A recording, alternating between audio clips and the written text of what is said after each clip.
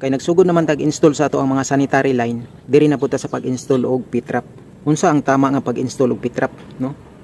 Hatagan ta mo gamayng tips para katong mga wala pa nasuhito, wala pa nag-agi sa mga problema nga ingani, no? Makabalo sad, no? Dili kay kanang atuara po ning sulusuluhon atong nabalaan kay lisod man pug idalo tani, no?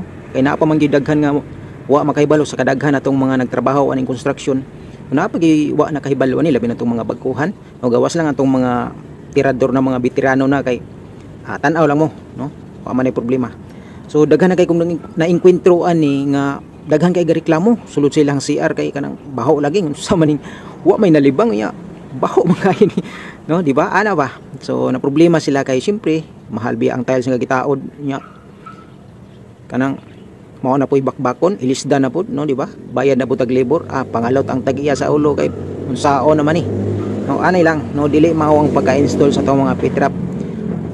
Nakoy nakita nga ga-install ani, no? Veterano naman pud to, pero ambot lang anong wa siguro niya po na pansin na iyang trabaho nga kanang bikil siya gamay. So P-trap og kaning elbow gidiretso og butang. So mo na siya hinungdan nga mobahaw ang ato ang sulod sa CR nganuman. Nakita niyo ning pinakaubos sa ato ang elbow o bangag sa ato ang P-trap. Mas ubos ni siya kaysa bangag sa P-trap.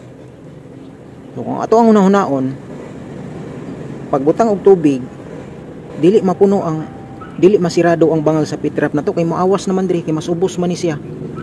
So di siya mapunduhan, di man siya mapuno. Naa siya bakante gamay, no? Kita niyo ning sihag kanao. So mo na siya bangag sa ato ang P-trap. Pag once nga di na mapuno og tubig, mubakante ni siya gamay, mao na hinungdan sa baho. Ngano man diha man na muagi ang baho in taon, diha na mo balik. Oh, mulapos na dito sa muagi na diri mo adto na sulod-sulod sa CR. So mo na nga baho na kayo. Ang diskarte ana. So ako sarili ra po ni nga diskarte nako kay sa kadaghanan akong naagian nga mga problema ani, no? Daghan akong na repair ani nga mao lagi na mo baho lagi ang sulod sa CR. So ako ang napangitaan og pamaagi, no? Ko ang na diskartihan kung unsaon dapat di ay dili na to i-direct og butang ang ato ang elbow diri sa ato ang P-trap, no? Ang diskarte ana mogamit ta og hub para nga pagbutang nato sa ato ang elbow mutaas na ang ato ang elbow kaysa bangag sa ato ang P-trap. Subot pa sabot mapuno na siya og tubig, no? Kay mapuno na siya og tubig diri di pa siya mawas diri. So karon kung mapuno ning bangag sa P-trap og tubig, asa pa man mo agi ang baho, asa pa man siya mohungaw pabalik dito sa CR.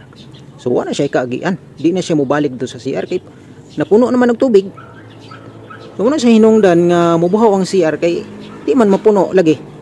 So di ba? Kay gidirect ra man nato ni atong elbow diri sa tong P-trap, dapat mogamit ta og hub, no? Para ato ang butangan og extend ba para motaas ning ato ang elbow. Bangag sa tuong elbow mula pa siya sa bangag sa tuong P-trap, o di ba? Ana lang na siya kasimple. So asa pa may problema diha, no? Happy na kayong tagyas balay gawa na siya gastuhan ng dugang kay tama man na ato ang pag-install. Ana ra, no? Simple ra kayo kaning mga tips na ko nga ginahatag sa inyo, ha? Ginagmay ra ni pero dako kayo ni siya ikatabang sa ato ang trabaho. Laliman ka namili pag ang tag-iyag mahal kay nga tiles niya pagkahuman di ay mabakbak lang tungod lang ani, no? Nga di mawang pagka-install, o di ba? Dako kayo lamang kung naa kay sarili nga kahibalo, no? So hinaot ko nga kadugang po ni sa inyo ang mga kaalam pod labi na tong mga baguhan nga bagong gasugod pa lang. So makatabang po ni sa inyo, ha? Basin dai inig-search niyo kung unsa ang tama nga pag-install sa P-trap, no? Mo'y una mo gawa sa akong pangalan dito. Yahay kayo, o di ba? So makatabang po ta ginagmay sa uban nga nanginhanglan, no? Ana lang na. Okay?